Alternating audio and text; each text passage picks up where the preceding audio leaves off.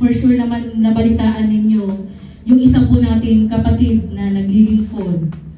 For sure narinig niyo po sa mga balita yung about kay Charlie Kirk. Yan. Hindi si Christian Kirk, kundi si Charlie Kirk. Yan, na siya po ay na-assassinate last Monday ba, I think. Yan, na kung saan naalala ko po last week nung itinuro at inaral po natin yung tungkol sa pagsunod at paglilingkod sa ating Panginoon. Na kung paano po yung nilakaran ng ating Panginoong Jesus ay dadaanin din natin. Sino po ang gustong sumunod ulit kay Jesus? Amen. Amen. Sino po gustong sumunod kay Charlie? Amen. Talaga walang amen. Praise God. Diba talagang last time nabanggit natin, you will be hated by many, by all. Na talagang sa pagsunod mo at pagpapahayag mo ng katotohanan, marami ang magagalit. Marami ang maiirita. Kaya gagawa ng paraan si Satan para patahimikin ka. Kaya yung nangyari po kay Charlie, talagang ginamit man yung isang kabataan, I think ano pa naman siya, kasi 22 years old lang. Hindi pa naman siya at old age, pero talagang yung manipulation ni Satan is gumana sa kanya because he rejected the word. At marami po sa atin na gustong magpahayag ng salita ng Diyos at mag-share, especially dito sa mga nagtuturo ng PCS, you will be encountering such rejection galing sa ibang tao. Pero sabi nga ni Lord, take heart. Diba marami sa atin na di-disappoint kasi na-reject ako, nasaktan ako kasi ayaw akong pakinggan ng kaibigan ko, ayaw akong pakinggan ng pamilya ko. So marami po ang nasasaktan. Pero sabi ni Lord, take heart. I have overcome the world. So kung paano niya na-overcome ang world, ganun din po tayo. Namatay man po physically si Charlie, pero yung lahat ng salita niya mananatili sa lahat ng kabataan na tinuruan niya. Sa lahat ng kabataan na talagang sinabi niya kung ano yung katotohanan. Hindi man tinanggap ng iba, pero lahat, akala ng kaaway, napatahimik niya si Charlie. Right after his death, ang mga universities mas lalong na-ignite. Amen. Kaya ganun pong kumilos ang kaaway, pero beyond sa kaalaman niya, may mas malaking plano ang Panginoon. Amen. Amen. So palakpakan po natin muli ang Panginoon. So last time, ginamit po natin yung take up your cross and follow me. Yung mga inaaral po natin itong mga previous month, it will lead us to something great na gusto ng Panginoon sa atin. Dahil mula po nung inaral natin yung series na kung saan nagkaroon po tayo ng deliverance, unti-unti na pong inaayos ng Panginoon ang ating buhay na naaayon doon sa dapat nating lakaran. Nawala na po yung mga ibang espiritu na i-renounce na natin sila, na rebuke na natin sila, and unti-unti ina-align na po ng Panginoon yung puso natin sa salita niya. Amen po? Kaya nga, take up your cross, and aside doon sa take up your cross, ano pa ba, Lord? Yung dapat po namin gawin para makasunod po kami doon sa nais mo. Ba? Kaya itong araw pong ito, talagang aaralin natin, is isa din po sa kinakailangan natin bilang isang tagasunod, hindi lang bilang isang Kristiyano, kundi tagasunod ni Jesus. Amen po? So ready na po ba kayo? Yan. So ang aaralin po natin ngayon ay isang disiplina. Sino pong gusto madisiplina dito? Amen. Praise God. Sino pong anak ng Diyos? Amen. Amen. So sabi nila, mostly, God is love. Hindi nagagalit si Lord. Huwag po natin kalimutan. God is also a father to us. At ang tatay nagdidisiplina. Wala pong tatay na gustong mapahamak ang kanyang anak. Kaya nga po namamalo ang mga tatay dahil gusto niyang malaman ng anak niya, mali yung ginawa mo, huwag mo nang ulitin. At yung bata, dahil ayaw niyang mapalo, it creates fear. Amen? So, previously, inaral din natin yung mga fear, pero isa lang po yung dapat manatili sa atin. That is the fear of God. Kaya nga po nangyayari yung mga heinous crime na nangyayari ngayon sa mundo dahil wala nang takot ang mga tao. Amen po. Nagagawa nilang gumawa ng mga bagay na hindi dapat kasi wala na silang kinakatakutan. And yun po yung disiplina na gustong ituro sa atin ng ating Panginoong Hesus. Na matuto po tayong sumunod, kaya niya tayo pinapalo hindi para saktan. Nasasaktan tayo kasi ayaw natin yung pagdidisiplina sa atin. Nagagalit tayo kasi ayaw natin yung naririnig natin. Pero hindi natin alam, ito yung magdadala sa atin doon sa mabuting landas. Amen? Yan. So ngayon po, ang aaralin natin ay discipline. Sino pong gusto ng breakthrough? Amen. Amen. Praise God. So the discipline of breakthrough. Yan. It is unlocking God's power through fasting. Sabi na, ay, fasting. Diba? Kasi madalas pag narinig fasting, marami pong mga nakilala ko mga churches na hindi tinuturo itong fasting. I wonder why. And may mga previously din po ako na-encounter ng mga pastors na hindi gusto ang fasting. Yan. Bakit ayaw ng fasting? Kasi masarap pong kumain. Mahirap po mag-fasting kasi magugutom ka. Mahirap po mag-fasting kasi sasakit yung tiyan mo, sasakit yung ulo mo, marami kang sakit na mararanasan. Marami pong nag-iisip na yun yung magiging epekto ng fasting. Unknowingly, di ba, na si Jesus mismo nag-fasting. Kung makakasama siya sa katawan natin, bakit niya gagawin? Amen po. Sabi natin, follow Jesus. So ano pa ba yung mga ginawa ni Jesus? Jesus prayed. That's why we are praying. Amen po. Jesus was baptized, kaya po tayo nagpapabautismo. Diba? I-model ni Jesus kung ano yung dapat nating sundin. And Jesus fasted for 40 days. Amen. Kaya po tayo is kinakailangan ding aralin, ano ba itong fasting na ito? Ano naman kinalaman ito sa breakthrough? Bakit i-unlock niya yung power ni God? So, anong meron dito sa fasting na to? Amen? Ayan. So, dahil dyan, ako mag-aral. So, ngayon po, babasahin po natin. Simulan ko na lang yung Mark chapter 9, verse 14. Ayan, paki-flash na lang po ate. Yung Mark chapter 9, sisimulan ko dito sa verse 14. Ayan, to 29.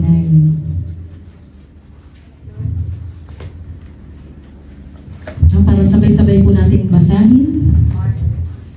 Mark chapter 9, verse 14 to 29. Okay, so ready na po, na-open na ang ating mga Bible. Okay, sabay-sabay po tayo. And when they came to the disciples, they saw a great crowd around them, and scribes arguing with them. Sige po, next po. And immediately all the crowd, when they saw him, were greatly amazed and ran up to him and greeted him. Verse 16, and he asked them, what are you arguing about with them? Verse 17, and someone from the crowd answered him, Teacher, I brought my son to you, for he has a spirit that makes him mute. And whenever it seizes him, it throws him down and foams and grinds his teeth and becomes rigid. So I asked your disciples to cast it out, and they were not able. And he answered them, O faithless generation, how long am I to be with you? How long am I to bear with you? Bring him to me. Verse 20, and they brought the boy to him, and when the spirit saw him, immediately it convulsed the boy, and he fell on the ground and rolled about, foaming at the mouth. Verse 21, and Jesus asked his father, how long has this been happening to him? And he said, from childhood. Verse 22, and it has often cast him into fire and into water to destroy him. But if you can do anything, have compassion on us and help us. And Jesus said to him, if you can, all things are possible for one who believes. Verse 24, immediately the father of the child cried out and said, I believe, help my unbelief. And when Jesus saw that a crowd came running together, he rebuked the unclean spirit, saying to it, You mute and deaf spirit, I command you, come out of him and never enter him again. Verse 27, and after crying out and convulsing him terribly, it came out, and the boy was like a corpse, so that most of them said, He is dead. Verse 27, but Jesus took him by the hand and lifted him up, and he arose. Verse 28, and when he had entered the house, his disciples asked him privately, Why could we not cast it out? And verse 29, sabay-sabay po natin masahin. And he said to them, This kind cannot be driven out by anything but prayer. So let us all close our eyes. Father God in heaven, we praise and thank you for this word. Salamat po Panginoon sa umagang ito na inilaan mo sa amin upang kami po muli ay makapakinig ng iyong salita. Lord, we pray, remove everything, O God, that hinders us to listen to your voice, to hear your voice, to know the truth, O God. Lahat, Panginoon, ng mga nagtatakip sa aming paningin, pandinig, ito po, Panginoon, ay alisin mo sa pangalan ni Jesus upang ang iyong mga anak, Panginoon, ay mapakinggan ka at malaman kung ano ang katotohanan. And we pray, Lord God, that you empower us, O Lord, through the Holy Spirit, na kung ano po, Panginoon, yung pwede mo pong iparating sa amin, O God, na hindi lang po namin mapakinggan, kundi magamit namin sa aming paglakad patungo sa iyo. Ito po ay makatulong sa amin, O God, to walk with you, Lord Jesus, to walk in your holiness, in your righteousness, O God, that will lead us, Panginoon, doon sa iyong kaharian, O God. And Lord, we pray na tulungan mo kami ngayong araw nito, O God. Pangunahan mo kami, Panginoon, and we claim, Lord, that through the power of the Holy Spirit, we will be able to understand your word. Thank you, Lord God, dahil alam namin, nakasama ka na namin sa araw na ito, sa oras na ito, Panginoon, kung kaya inaangkin po namin, Panginoon, ang katagumpayan mo sa aming pakikinig ng iyong salita. This we ask and pray, O Lord God, through your Son, Jesus Christ. In Jesus' name we pray. Amen. Amen. Palakpakan po natin ang Panginoon. Yan. So, doon po sa binasa natin, galing po kasi ng transfiguration si Jesus sa mountain. Before po mangyari ito. And then si Peter, si James, and si John, kasama po sila ni Jesus, bumaba doon sa mountain of transfiguration. So ito pong mga alagad niya ito, na witness nila yung full glory ni Jesus. Na kung saan talagang nagningning siya. And kung nabasa po niyo yung previous nito, doon niya nakita si Moses and si Elijah.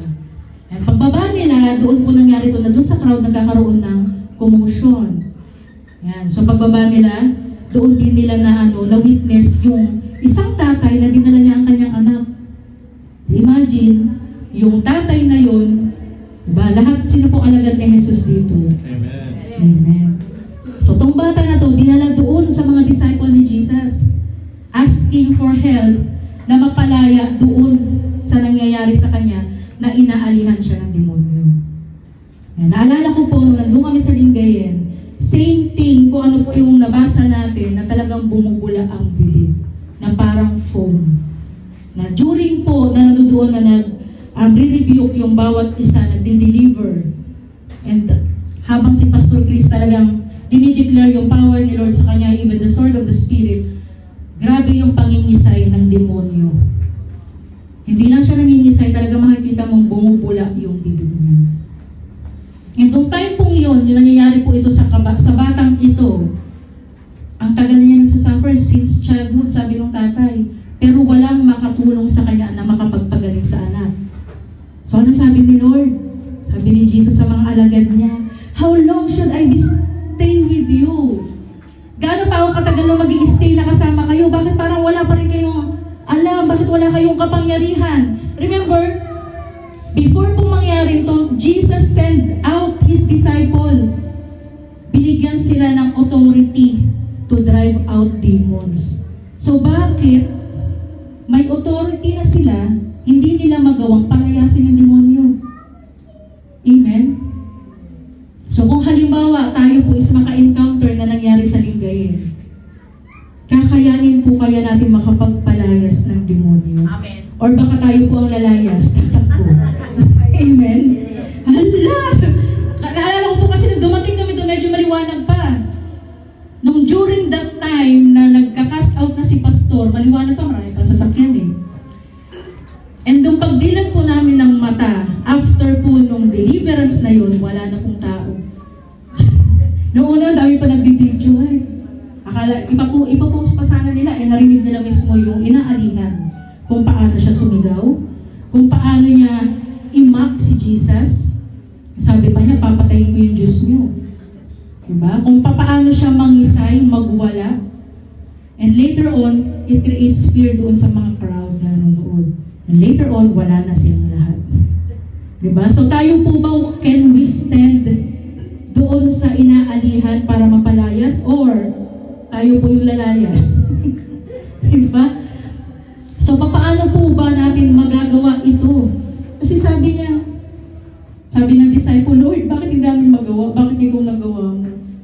Diba? Bakit kami hindi namin siya napalayas? Bakit ikaw, isang salita mo lang lumayas na sila?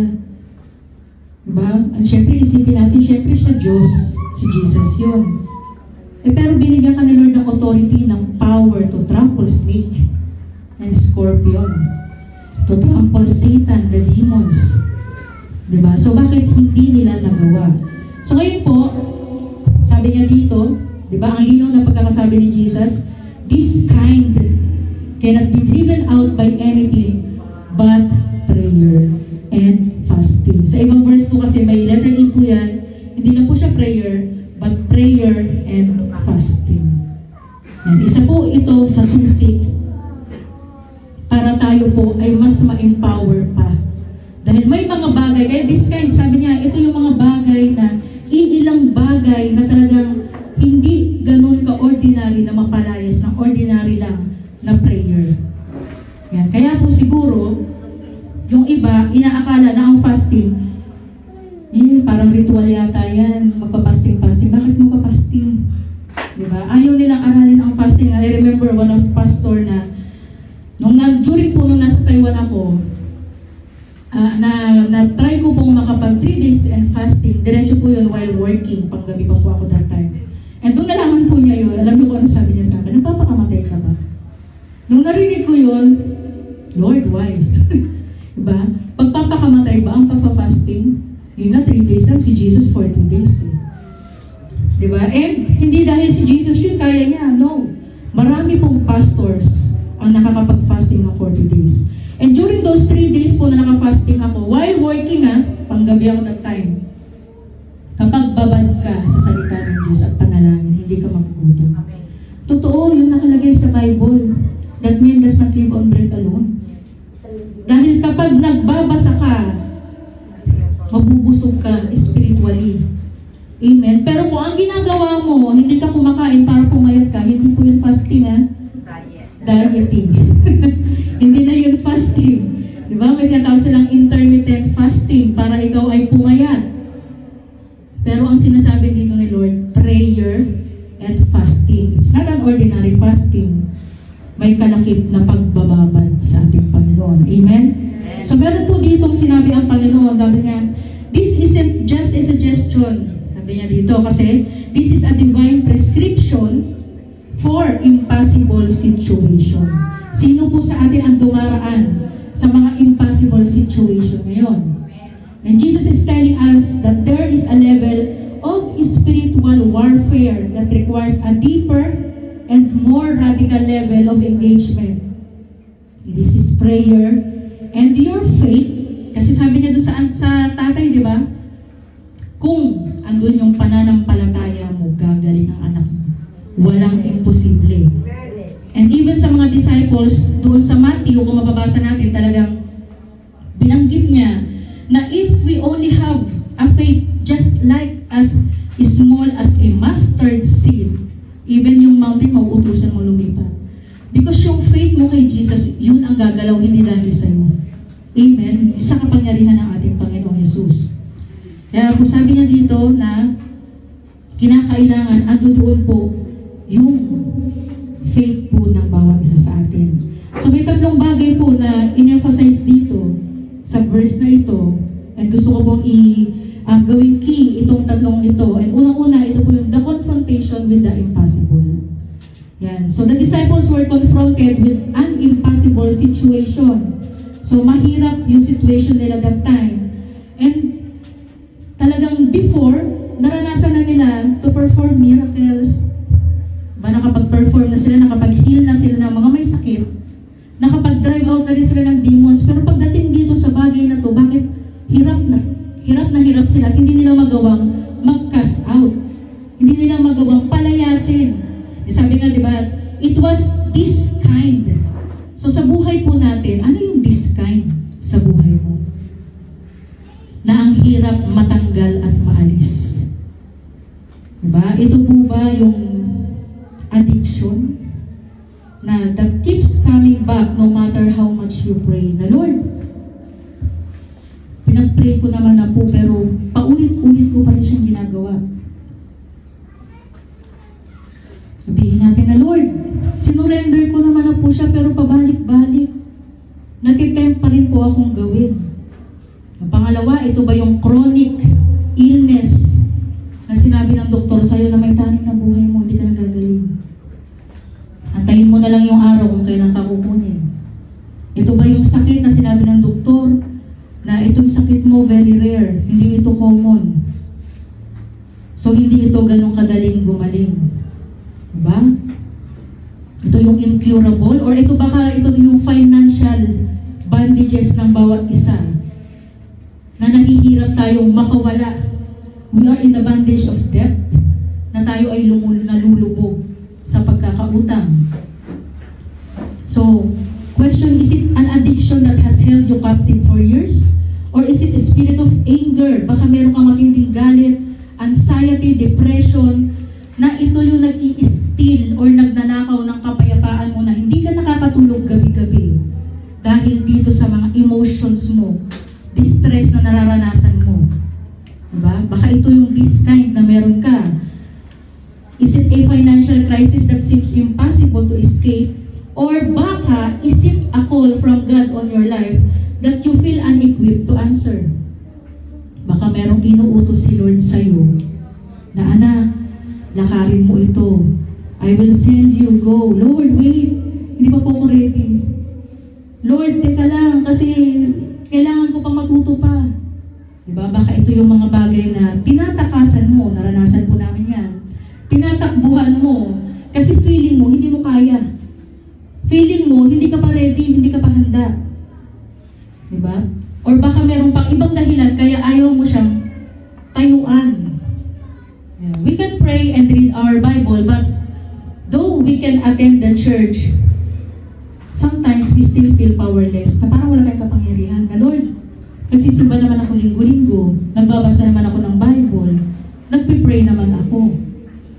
Diba? Just like the disciples, sabi niya dito na talagang, bakit hindi natin magawang magpalayas? Bakit si Jesus na palayas siya, inutusan lang niya, diba? Pinahirapan pa yung bata bago umalis yung demonyo. Tuloy, inakala ng mga tao patay na, pero binangon siya ni Jesus. At talagang pinakita na siya ay buhay. Diba? Or, confrontation with the impossible, or baka yung pangalawa, the call to a higher discipline. Nandito sa inaral natin, sabi ni Jesus' answer is a powerful rebuke to casual Christianity when He says, this kind cannot come out by anything but prayer and fasting. So, inintroduce dito ni Jesus yung discipline na na-overlook ng marami. Amen. So, bakit ba fasting? Ano po ba yung kinalaman ng fasting? Kasi, yung prayer and fasting, it has a certain spiritual battle. Diba? It's certainly deeply and powerfully entrenched. Ito yung meron sa bata na talagang nakakapit at mahirap alisin. Mahirap tanggalin. Kumbaga, ito yung bagay na meron sa atin na kasi nakasanayan mo na. Ito na yung comfort mo eh. Ayaw mo siyang alisin kasi masaya ka, nag-i-enjoy ka. So that cannot be overcome by an ordinary efforts. That's why it requires a higher level of spiritual commitment and a deeper dependence on God. And that is cultivated to prayer and fasting. So marami pong mga bagay na talagang hindi po natin kakayanin ng ordinary na pagpipray lang. Kailangan po natin kumilos. Kailangan natin sabayan ng gawa. So bakit may fasting? Yung disiplina na to, ano ba to? Ito yung pagre-remove ng fleshly desire mo. Diba? Ito yung pagtanggal ng mga bagay na nakasanayan mo na hindi mo maalis pero gusto mong mawala. Na hindi ganun kadaling matanggal kasi may kinakailangan kang gawin. Diba? During fasting, talagang ando doon yung dependence natin kay Lord na, Lord, hindi ko po kaya. Diba? Tulungan mo ako.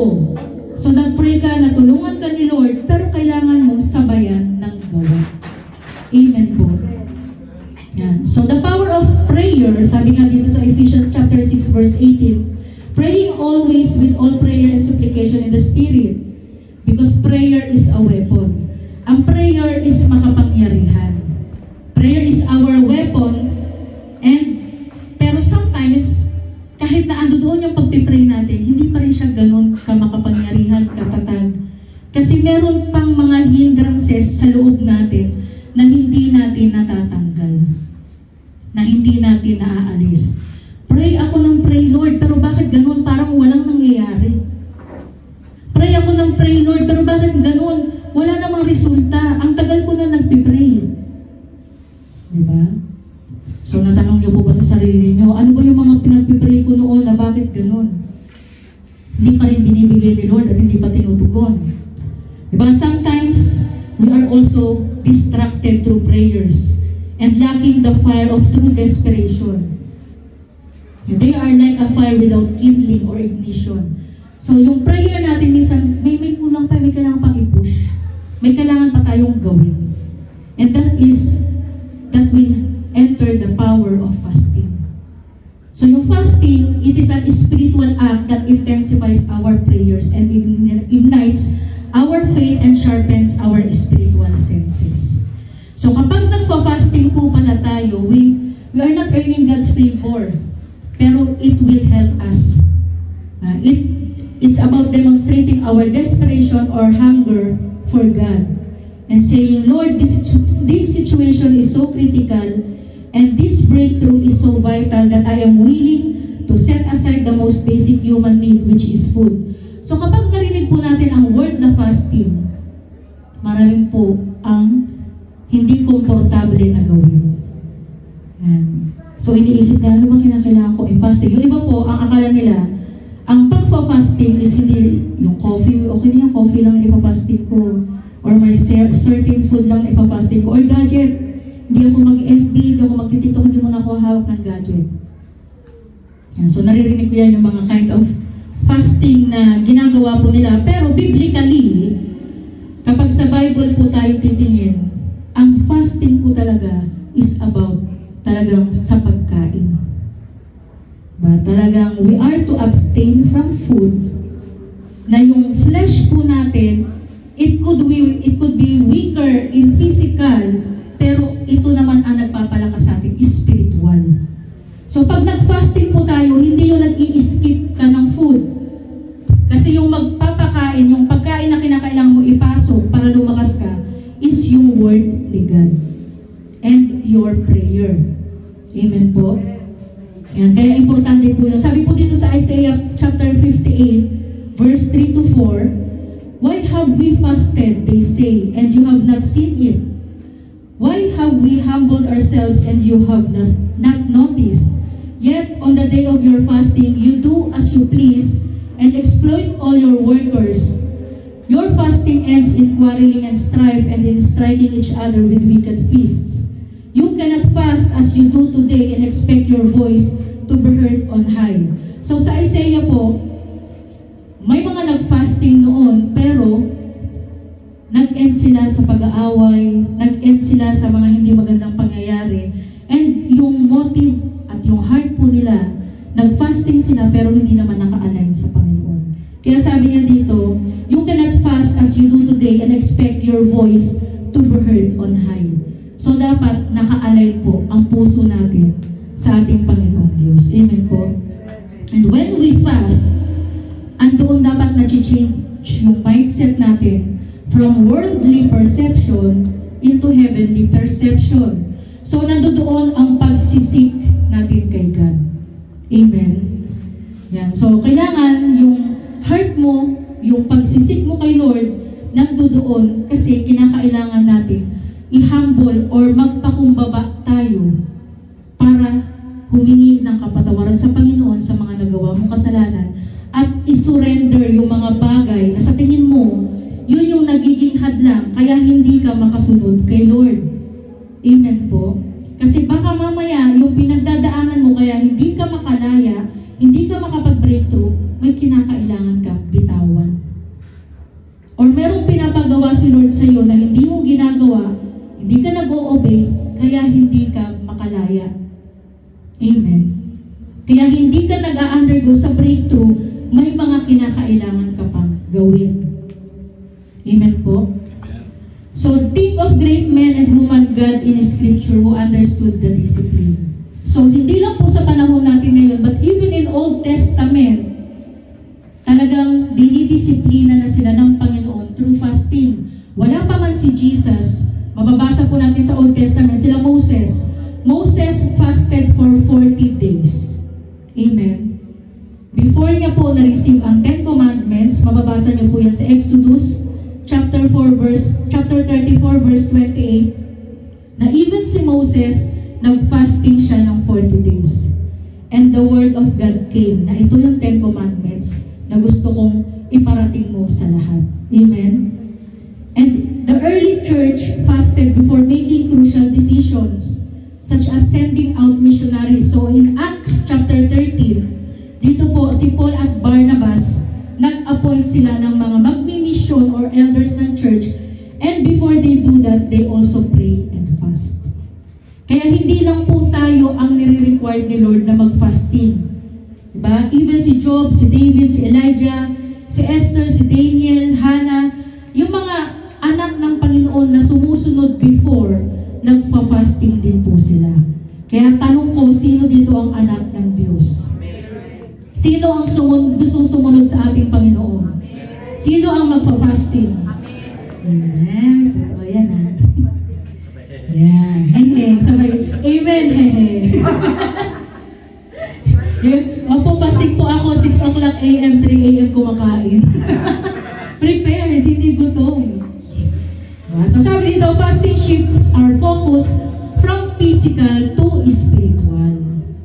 Diba? It starves our fleshly desire and nourishes our spirit. Gutom ka physically, pero spiritually busog na busog ka. Diba? You are being hunger for God's presence more than hunger doon sa pagkain. Kasi talagang you want to hear the voice of the Lord, you want to read the Word of God, and you want to feel the presence of God. Nung time po na nandun po ako nung nasa Taiwan po ako before, after ko po makakilala, talagang yung mga workers po kasi doon, talagang hindi kami tumatayo, especially during Sunday, na hindi nakapag-fasting. So that ando doon yung one spirit ng music ministry. And talagang doon pa lang dinidisiplina na kami na ang pagpa-fasting is hindi yan dahil mag-i-skip ka ng meals para pumayat ka. Kundi ang pagpa-fasting, yan talaga yung magpapalakas sa'yo spiritually. Amen. Dahil ang temptation, especially kapag ikaw ay naglilingkod na, mas marami. Atake ang kaaway sa'yo, lalo na kapag ikaw ay nagpe-prepare na mag-fasting. Kaya maging vigilant po tayo. If you want to have your prayer and fasting, asahan mo, maraming mangyayari dyan. Invite ka sa birthdayhan. Ay Lord, wait lang, wag muna. May birthday pala. Diba? Tapos magpa-fasting ka, yung niluluto ng nanay mo, ang sarap. Lord, bakit naman ngayon pa nagpalitsyon kung bakit naman ako magpa-fasting? Diba? Naalala ko nung, buti wala si Jerry dito. Nakaschedule siya mag-fasting, nag-usap na daw sila ni Lord. Eh nagluto ako ng sisig. Pagkatingin niya, sabi niya, Lord, bukas na lang pala ako magpa-fasting. Nag-skip dahil sa... Kaya po, asahan po natin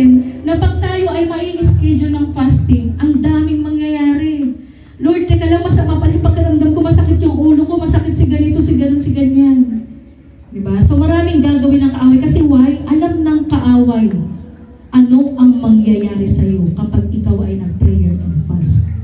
Amen. So when you fast, you are humbling yourself before God. Psalm 35 verse 13 says, I humbled myself with fasting. So fasting strips away our self-sufficiency and our reliance on the comforts of this world, forcing us to depend on God alone. So talagang ang dependency po natin is nandoon sa Panginoong Diyos. Amen. So it also sharpens our spiritual focus. So when your stomach is empty, your spirit becomes more sensitive to the voice of God. Ito po is talagang naranasan ko na nung nasa Taiwan po ako, mas malakas mong naririnig ang boses ng Panginoon kapag nagpa-fasting ka. And during your prayer and fasting, kasi syempre nag-work ako pang gabi, kaya naging favorite ko yung rooftop noon. Doon sa company po namin, may rooftop siya na doon sa deck na yun, kapag break time, nandun lahat ng mga mga Taiwanese, mga Chekwa, and then mga Pilipino, pero meron pang upper rooftop na doon ako nag-i-stay. And during break time ko, talagang doon ako nagpipray lang kasi piling ko lapit ko sa langit. Malapit ako kay Lord. Yan, kaya nag-worship ako and then nagbibigay ako ng time ng silence lang. Kasi most of us, pag nagpipray, tayo yung daldal ng daldal. Lord, pengin ito, pengin yan, pengin nun. Diba? Lord, ganito ganyan, marami tayong mga sinasabi. Pero hindi natin ibibigyan ng Panginoon na magsalita sa atin. So during those fasting, talagang pag umakyat ako doon, nagbibigay ako ng time na makapakinig.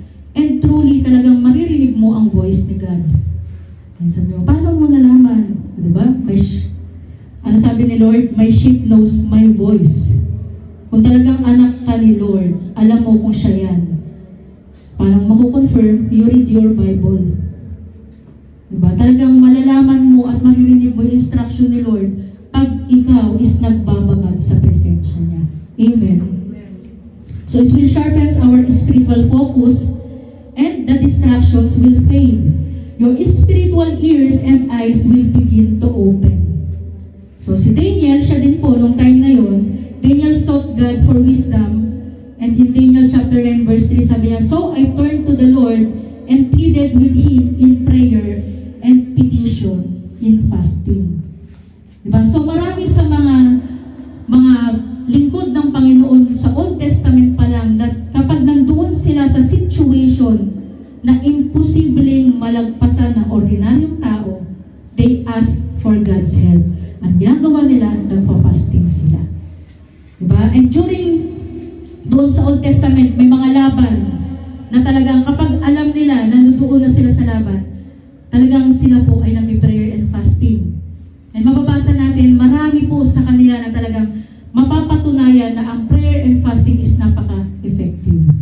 Talagang andun yung pag-guide sa iyo ni Lord, andun yung pagtulong sa iyo ni Lord, and andun doon yung instruction niya para mapagtagumpayan mo yung situation na meron siya. Amen. So, sino gusto dito magtagumpay? Amen. Yan. Kaya magpapasting po tayo. Amen. Yan. Yung tumatawa sila ng amen, pero tumatawa na. Fasting is a declaration of war against the flesh. Yan. So, marami po dito, marami po sa atin na talagang yung body natin at appetite ang pinakamahirap na kalaban. Masarap kayang kumain. Amen. Ay, wala sa magot. Pero sabi nga diba sa Matthew 4 verse 4, man shall not live on bread alone, but on every word that comes from the mouth of God. So talagang during fasting, andun that you are declaring a war against flesh. Na yung mga bagay na ginagawa mo before, if you are reading pornography, if you are watching mga movies na hindi dapat nakadesign sa iyo, if you are nagkiklik ka sa internet kasi may nakita ka doong portion na, ay, naku-curious ako, titignan ko ito. Yan yung mga bagay na ma-overcome mo. Diba? Yung flesh mo na talagang yun yung ginagamit ni Satan para talagang ma-entice ka na gumawa ng kasalanan, yan yung war na dinideclare mo na lalaban ako dito sa flesh kong ito, sa fleshly desire ko, para mapagtagumpayan ko ito at makasunod ako sa Panginoon. Amen. Yan. And third is the promise of unlocking. When we combine fervent prayer with the discipline of fasting, something happens. So may mga nakalak na naa-unlock, na nabubuksan. Amen po. So merong mga bagay sa ating buhay na akala natin wala ng pag-asang maayos at mabago, pero may nangyayari pag nag-declare po tayo ng prayer and fasting. Amen. So we are not twisting God's arm, but we are aligning our hearts to our will with Him. And we are declaring our absolute dependence on Him. So sabi po dito sa Isaiah chapter 58 verse 6, gives us a sabi yan, this word gives us a powerful promise about the result of true fasting. It is not this that fast that I have chosen, to loose the bands of wickedness, to undo the heavy burdens, and to let the oppressed go free, and that you break every yoke. So, ibig sabihin, during fasting, there is a breakthrough. Amen. And it reveals how genuine fasting leads to freedom, healing, and transformation in our lives. So, talaga yung fasting, ito po talaga yung nagbi-break ng yoke. Ito po yung naglulus ng mga bands, kung saan tayo may mga strongholds na hindi natin mabitawan, pero pag talagang andun na nag-fast ka na, it will break, it will lose. Amen. And yung mga bagay na nag-o-oppress sa'yo, gaya ng deliverance na nangyari sa atin, it will become powerful, gaya nung binasa natin na bata na inaalihan ng masamang espiritu, it will be freed from oppression kapag nag-fasting po tayo. Amen. So when we fast, we are not just abstaining from food, but we are engaging in a spiritual war. And we are telling the enemy, you may have a stronghold in this area, but I am bringing the full force of God's power against you through my prayer and sacrifice. So alam po ng kaaway na pag nag-start ang fasting sa'yo, you will become more powerful. Amen. Na hindi ka basta-basta kakayanin ng kaaway. Because this is the power unlocked through fasting. And when we combine our heartfelt prayer with the discipline of fasting, something shifts in the spiritual realm. So yung faith natin, it will be purified. Our focus will be clarified. And our reliance with God is magnified. Amen. So talaga masasabi mo, Lord, I am more desperate for your presence. Kasi naranasan mo na yung comfort zone mo, unti-unting tinidetach at inaalis na sa'yo. So you will no longer depend on your physical body, on your flesh, but you will depend on God alone. Amen. Yan. So paano po ba mag-fast? Sino po nakaranas ito mag-fasting? Amen. Praise God. So palapakan natin ang Lord. Sabi niya po dito sa Matthew chapter 6, verse 16 to 17, when you fast, do not look gloomy like the hypocrites. They neglect their appearance so that they may appear to others to be fasting. So wag po tayo maging hypocrite na pinapaano po natin na tayo po ay nagpa-fasting. Diba? Wag naman yung makita ka dyan na naglulupay-pay ka na nagpa-fasting kasi ako sa pastor. Tapos hindi ka na makalakad, gumagapang ka na. Diba? So kailangan pag nagpa-fasting tayo, just like when Jesus taught us, when you pray, go inside the closet, diba? Kasi si Lord yung nakakakita sa'yo. So during fasting, it is between you and God alone. Kasi talagang yan yung bagay na talagang meron kang encounter kay God. So hindi mo kinakailangan ipangalandakan that you are fasting. Amen. Sabi niya sa New King James Version, but you, when you fast, anoint your head and wash your face, so that you do not appear to men be fasting, but to your Father who is in the secret place, and your Father who sees you in secret will reward you openly. Amen. So sabi niya po dito, fasting is not a suggestion or a request from God. Kasi talagang yung mga old people in Old Testament, nagpa-fasting, and even Jesus. And it should be our lifestyle as a follower of Christ. Kasi dahil dito sa fasting na to, it will produce endurance. Talagang magtitiis ka talaga ng gutom, no? Yung nag-fasting ka ngayong Sabado, tapos mamayang gabi may palitsyon pala si Pastor. Lord, bakit naman ngayon? Tapos nag-declare ka pa 3 days fasting. Aabot pa ba after 3 days yung lechon? Diba? Lord, baka pwedeng i-break ko na muna ngayon, continuation na lang. Dagdag ko na lang sa susunod na araw. Diba? So, nandun yung endurance, andun yung humbleness mo, and you will see talaga yung spiritual transformation. Dahil makikita mo talagang ito pala, yung susi para yung bunga ng banal na espiritu is talagang lumabas sa atin. Kasi madidisiplina ka eh. Alam nga naman nagbabasa tayo ng Bible tas hindi ka susunod sa word ni Lord. Diba? Alam mo yung word of God pero hindi mo naman nilalakaran. Nakikinig ka kay Lord pero hindi mo naman siya sinusunod. Nagpipray ka tapos si Lord magsasalita sa'yo, hindi mo naman siya pinapakinggan. So na-align ngayon yung heart mo and there is a spiritual transformation na nangyayari sa buhay mo. Amen. So spiritually speaking, hindi ka doon sa pinipray mo kay Lord, meron ka ng breakthrough. Amen. Yan. Kaya isip-isip po tayo kung talagang gusto po natin sumunod kay Lord, kinakailangan po natin bitawan itong physical body na ito. Dahil pag tayo po kinuha ni Lord, itong katawan na to, hindi po natin siya kasama.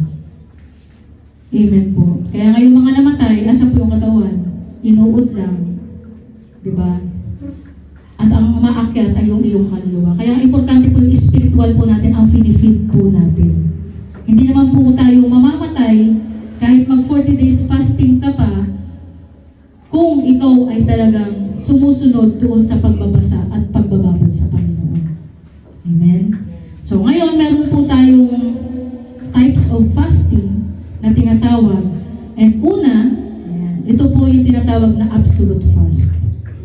Kaya kung sino yung gusto mag-fasting ng absolute fast, ito yung you are going without food and water. Talagang hindi po kayo kakain at iinom ng tubig. So sometimes it is also referred as dry fast. And Moses went on this type or fast for 40 days. Yan. So kapag nag-fasting po tayo ng absolute fast, ikaw po ang magdi-declare kung ilang araw mo siya gagawin. Amen. Hindi ko po sinasabi mag 40 days fasting ka din pag naka-absolute fast ka. Baka mamaya ikamatay mo pa yung kasalanan mo pa. Amen po. Yan. So sa Exodus 34 verse 28, Moses remained there on the mountain with the Lord 40 days and 40 nights. So nagbabad siya sa Panginoon. Nagpipray, nagbabasa ng Bible ng 40 days and 40 nights. Diba? In all that time, he ate no bread and drank no water. And the Lord wrote the terms of the covenant and the 10 commandments on the stone on the tablet. So, even si Jonah, nung time po na inutusan siya, si Jonah is kilala naman natin kung paano tumakas. Laging tumatakas sa utos ni Lord. Sino bang may guide Jonah ba dito? Ayan, may calling si Lord, tinatakbuhan. So, meron instruction si Lord sa kanya na itong lugar na ito, puntahan mo yung Nineveh. And balaan mo sila, warningan mo sila, talagang gugunawin ko sila, para rusahan ko talaga sila. And, pero ito si Jonah, takot kasi nga, Lord, bakit naman dyan? Nasasama ng mga tao dyan, bakit ako makalabas ng buhay? Pwedeng iba na lang, di ba? Pwedeng sa ano na lang, pero when God called you, dito ka pinapapunta ni Lord. Kahit anong ikot-ikot mo dito, ang bagsak mo dun pa rin sa calling mo. Amen. So that time, talagang nung nakarating si Jonah sa lugar ng Nineveh, kasi wala naman siyang magawa, dahil kinain siya ng gulunggong, at iniluwa siya, para talagang sumunod siya. Ano po ang nangyari? Yung hari po, nung narinig po niya, na sila ay parurusahan ng Panginoon, they pray and fast. Amen. Nag-declare po talaga siya. Sabi niya nga doon sa Jonah chapter 3 verse 7, there is an order from the king and his nobles that no one is to eat or drink anything. Sabi niya, this includes all peoples, animals, cattle, and sheep. Diba? So kapag alam po natin na may mga bagay tayong ginagawa, syempre andun ang conviction ng Holy Spirit sa iyo. Alam mong mali na yung ginagawa mo, wag nang umiral pa sa atin yung rebellious spirit at pride. Let us humble ourselves and ask for God's forgiveness. Diba? Ihingi mo ng tawad sa Panginoon and you fast. Diba? Kasi yun yung mag-cleanse sa atin. It will sanctify us. It will purify us. Kasi nakikita ni Lord yung heart mo. Nalalaman ng Panginoon ng ikaw is intentional ka talaga sa ginagawa mo, na nagsisisi ka at gusto mo magbago. Amen po. So another fast is called normal fast or full fast. This is when you don't eat and only drink water. So normally, ito po yung ginagawa ng karamihan na pag nagpa-fasting po sila, hindi sila kumakain ng mga food, pero umiinom sila ng water. So yun yung normal fast na tinatawag. So this is when you don't eat and only drink water. And we believe that Jesus went on this type of fast for 40 days. So doon po sa Bible, wala namang binanggit na si Jesus is hindi uminom ng tubig. And he fasted for 40 days that he ate nothing. But after this, he is being tempted by the devil or the enemy. And after fasting, he ate nothing. Afterward, when it had ended, he was hungry. So talagang even si Jesus, he fasted for 40 days. And alalahanin po natin na nung dumating po ang Panginoong Jesus dito sa mundo, siya po ay nagkatawang tao. So kapag nag-fasting po siya, siya rin ay magugutom. Amen. Yan, talagang ipinigay po niya talagang ginawa po niya yung bagay na iminomodel niya para sundin po natin. Na talagang ito po is gawin po natin bilang tagasunod dahil it will empower us para ma-overcome natin yung mga temptation at atake ng kaaway sa atin. Amen. And third is a partial fast or Daniel fast. And partial fast is common called as Daniel fast because it is where you abstain from certain foods but you will eat, hindi ka kakain ng mga meat, hindi ka kakain ng sweets, hindi ka kakain ng dairy or pleasant foods, but you will only eat fruits, vegetables, and soup. Yan. So yan po yung ginawa ni Daniel noong nandoon po siya na pinapakain siya ng mga karne. Yan. Akala ng mga mamamatay ka sa ginagawa mong yan. Hindi nila alam na mas lalakas pa pala si Daniel sa ginagawa niya. Yan. Sino pong gusto mag-Daniel fast? Sino ko ba na-try itong Daniel fast? Gulay lang, puro okra. Okra at patola. Yan. So, last type of fasting, ito yung tinatawag na corporate fast. Your private fasting should be done in secret as Jesus instructed. In Matthew 6:16, but there is also a public fast which is proclaimed by leaders. So, sabi nga, di ba kanina, na kapag nagpa-fasting tayo, it is between you and God alone. Pero may tinatawag po na corporate fast, kagaya nga nung binanggit kanina na yung hari doon sa Ninive, inutusan niya ang lahat na mag-fasting. So yan po yung tinatawag na corporate fast. And in Esther chapter 4 verse 16, Ezra proclaimed a fast. And Ezra proclaimed a fast and the pagan king of Nineveh declared fast to his nation. Also, Esther calling her Jewish people to fast. So, pwedeng hindi lang po yung ikaw sa sarili mo ang magpa-fasting, kundi pwedeng sa loob ng church mag-declare ng corporate fast. Nasama-sama tayo magpe-prayer and fasting. Amen. So, meron po mga churches na talagang nagde-declare ng mga 21 days of fasting na nandoon, ibinababa nila kung ano yung mga kinakailangang i-pray. Yan. And then yung mga kinakailangan nating basahin na Bible verse and even yung mga teachings every day para doon sa pag-guide sa atin sa prayer and fasting. Yan. So may tinatawag na corporate prayer. So tanong niyo po sa akin kanina, ilang araw po ba magpa-fasting? Yan. So how to fast? Mag-set po tayo ng goal. Yan. So no matter what type of fast you begin, you must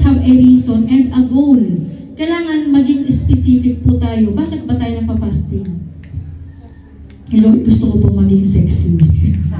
Diba? Do you want to get closer to God? Or be more sensitive to the spiritual realm? Or you want a direction? Gusto mo ng guidance? Na Lord, ikaw yung mag-instruct sa akin, mag-lead sa akin sa decision na gagawin ko? Diba? Kailangan maging specific po tayo na pag tayo po ay magsiset ng goal. Lord, ito po yung gusto kong i-pray during my prayer and fasting. Ano ba yung goal mo? Diba? Do you want healing? O meron kang gustong ipag-pray na talagang kinakailangan ng kagalingan? Restoration of relationship in your family, in your marriage, diba? Helping with a family issue, or gusto mo ng wisdom. Lord, I want wisdom. Diba? Kailangan maging specific po tayo. Or baka you are facing financial difficulties. Lord, I want breakthrough. Diba? I want to be debt-free. Ba talagang kinakailangan natin ng fasting and ask the Holy Spirit to guide us. Amen. So, kinakailangan mag-set po tayo ng goal. So, pangalawa, decide on the type of fast. Ayan yung mga type of fasting. So, ikaw po yung mamili, ano po yung fasting na gusto mo. So, before po tayo mag-declare ng fasting, you ask muna. Diba? You pray, Lord, ano ba yung desire mo na fasting na gagawin ko? Diba? Baka mamaya, Lord, ayoko ng Daniel fast, hindi ako mahilig sa gulay. Yung okay na po sa akin yung yung absolute, okay na yung normal, basta wag lang yung Daniel fast. Diba? Yung pag-abstain. Pero ikaw po yung mag-pray and ask me yung Holy Spirit, ano ba yung pinapagawa niyong fasting sa iyo? And then after that, kung talagang, Lord, kaya naman po ang 3 days fasting.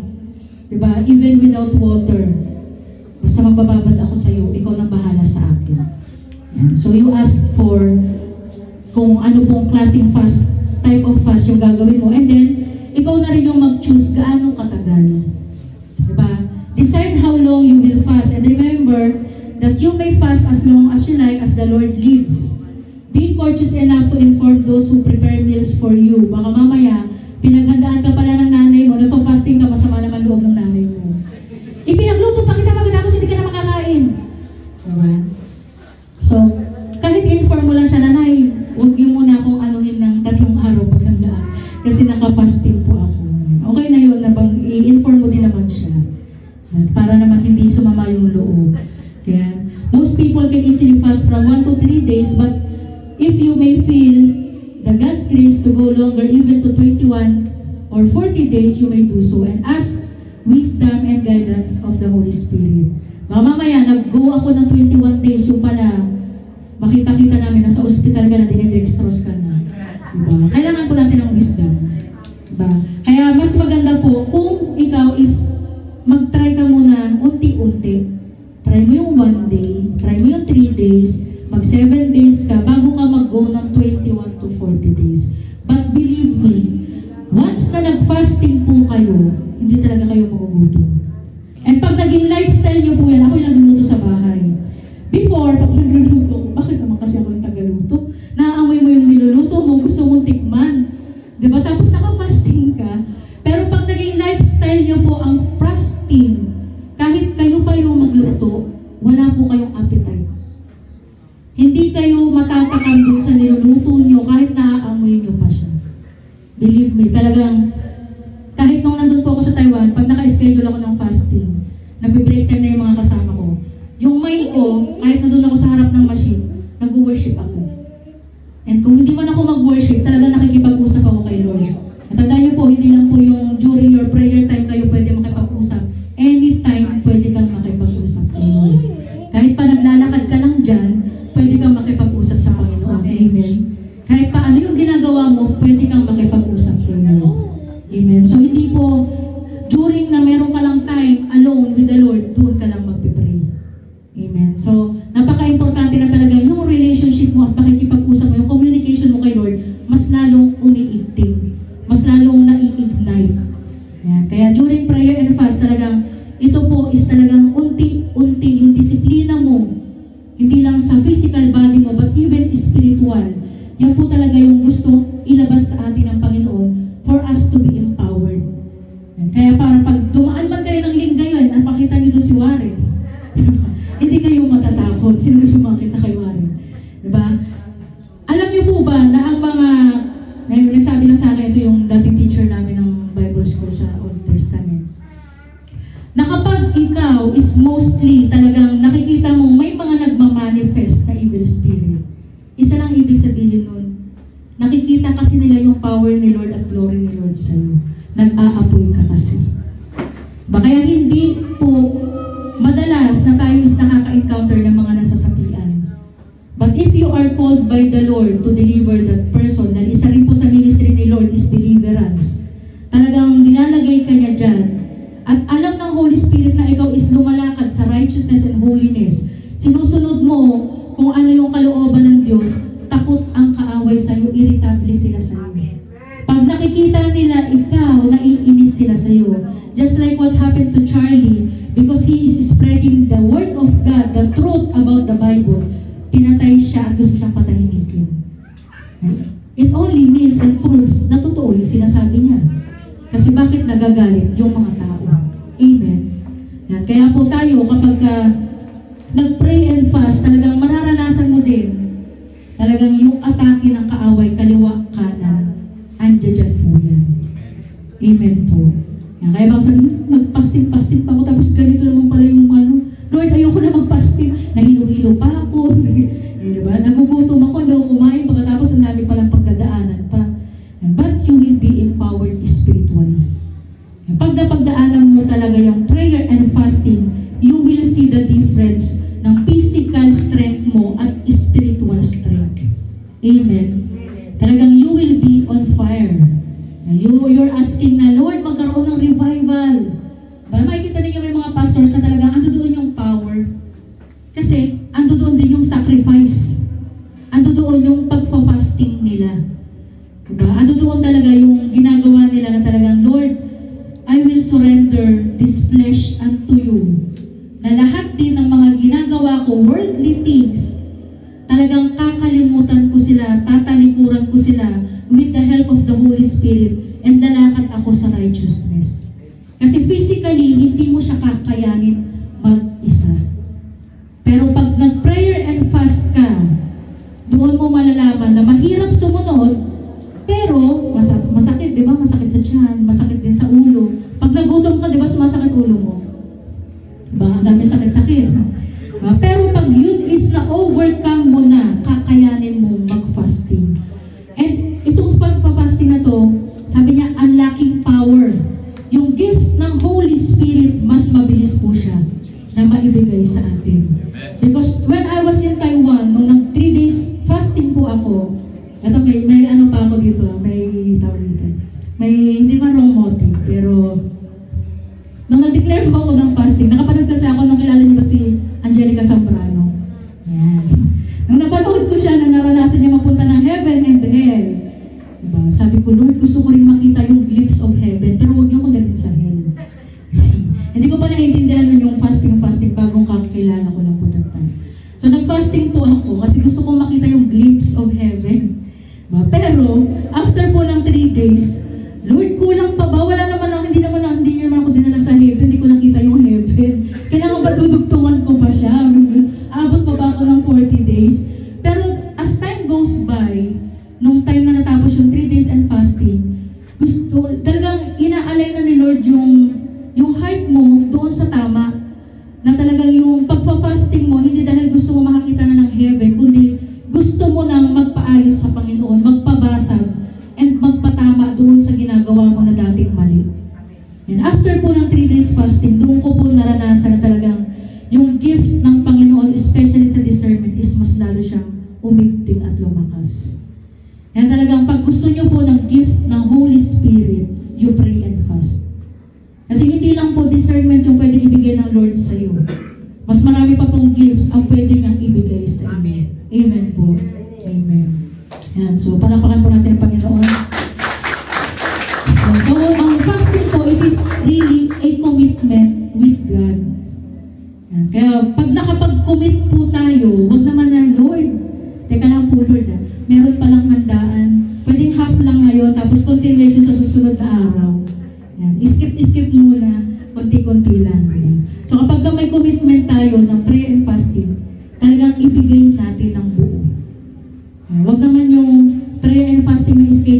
a.m. Teka lang, kakain mo na akong 3 a.m. Lord para prepared yung chan ko, talaga maguguto. 1 meal na nga lang yung in-skip mo. Diba? Hindi na nga yung whole day, nag-prepare ka pa bago ka mag-prayer and fast. When you pray and fast, talagang ando doon yung sacrifice. Amen. And when you pray and fast, pray and fast. Talagang ando yung paglalaan mo ng time na magdasal at magbasa ng salita ng Diyos. Amen. And you will see, after nyo po ng prayer and fasting, talagang the Lord is going to empower you. Talagang andun yung anointing ng Panginoon, andun yung pagsama ng Panginoon, and talagang malalaman mo at makikita mo talaga na, Lord, dati hindi ko naiintindihan to sa Bible, bakit ngayon mas naiintindihan ko na siya? Kasi after po ng 3 days fasting ko that time, may mga bagay ako hindi naiintindihan. Pero nung after ko mag 3 days and fasting, doon sa ginagawa namin, kasi yung ginagawa ninyo soup, ang ginagawa po namin sa Taiwan is yung pekwa. And yung after mo magbasa ng Bible, you will get the message of God. Yung promise ni Lord, yung command, warning, and then yung application. So yung kapag nagbabasa ka ng Bible, mas clear yung message ni Lord. Mas naiintindihan mo na, hindi ko to naiintindihan before, pero mas clear siya ngayon. Mas naiintindihan ko na yung word ni Lord. Hindi yung nagbasa ka na ng buong chapter, wala ka naman naiintindihan. Diba? Kasi talagang kapag nagpa-fasting ka, ando doon na yung communion mo with the Lord.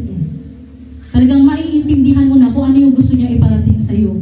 Kasi you are sacrificing your flesh. Talagang it is your spiritual yung gumagana, hindi yung physical mo. Amen. Kaya kung sino yung gusto nito, mas lalo pang lumalim, mas lalo pang lumago, mas lalo kayo maging effective sa pagpapahayag ng salita ng Diyos, prayer and fast. Yan po yung pinakasikreto. And kung sa mga nagsasabi na gusto ko, Lord, ng breakthrough, gusto ko ma-answer yung prayer ko sa bagay na ito, prayer and fast. Amen. Yan. Kaya po, sino pong gusto mag-pray and fast? Yan. So, kailan po natin sisimulan? Mamaya after service, prayer and fast na?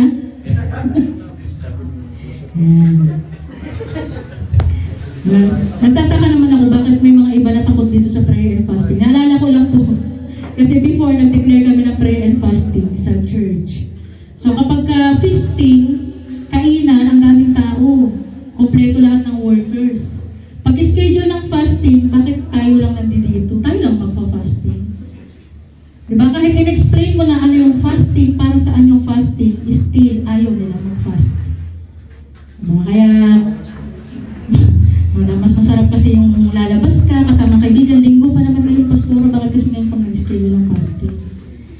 Mas masarap yung kumain. Pero kung maiintindihan lang ninyo, ano yung nagagawa ng fasting sa buhay mo, spiritual life mo, sa family mo, yung breakthrough mo, even doon sa utang mo, na ang tagal-tagal na hindi mo mabayaran. Diba? Sabihin mo, fasting lang pala sagot dito sa 3 million ko, magpa-fasting na lang ako. Yung fasting, dyan ka ililid ni Lord sa dapat mong gawin. Dahil bibigyan ka niya ng wisdom, ito yung gawin mo para makalaya sa utang. So, hindi ibig sabihin, magpa-fasting ka ng 40 days, bayad na yung utang mo. Baka balikan nyo ako, sigilin nyo ako, nasa rin pambayad ko ng utang. Kasi nag-fasting ako 40 days pa. Si Lord ang magbibigay sa'yo at magbibil sa'yo, ano yung gagawin mo? Amen. Yan, sige, purihan natin ang Panginoon. So now, I'm not asking you to fast as a ritual, but I am going to challenge you to fast as a warrior. Dahil lahat po tayo ambassador ni Lord, we are a warrior of Christ. Amen. Meron po tayong mga spiritual realm at may mga spiritual attack. Lalo na tayo ay lumalakad na papunta sa kaharian ng Panginoon. Kaya alam po natin na talagang kaliwat kanan yung scheme at tactics ng kaaway para patumbahin tayo.